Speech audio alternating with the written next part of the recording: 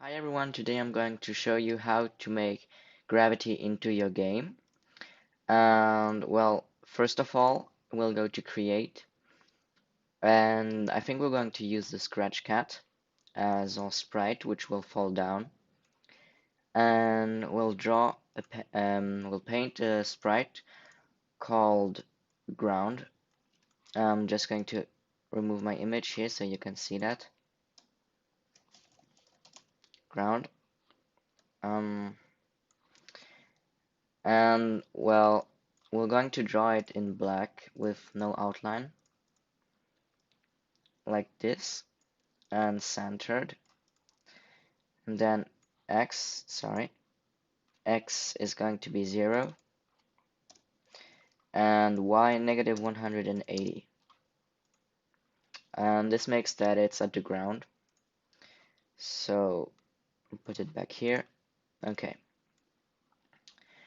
Now we'll have when flag is clicked. So that's here. When flag is clicked forever.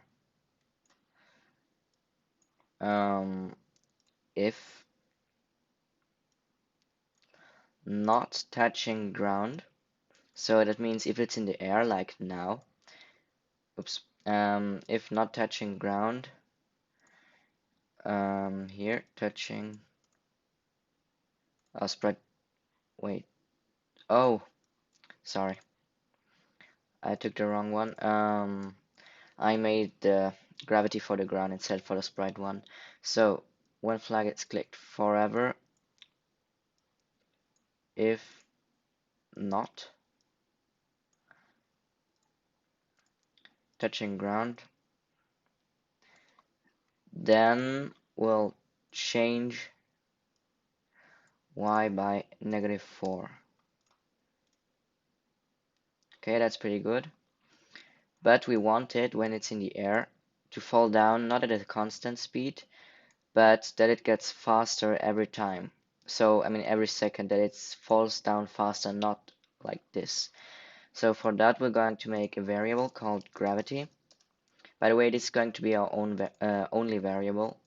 Um, First, we'll set gravity to -10, and then we'll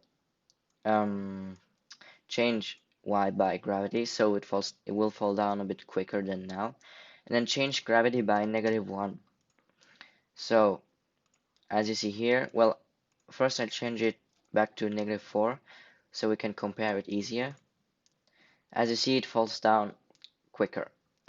So I think when you want to have gravity in your game, you're probably going to make that it reacts at least to the up arrow key. So that's what we're going to do now, and stay at this video because as you see here, it sinks into the ground, and we'll change that later on. But first we have to make the arrow key impression. So that's why first we're making that with the arrow key and then only that it doesn't sink in the ground. So if touching ground, we're going to set gravity to 0, and then if in here, if key up arrow is pressed,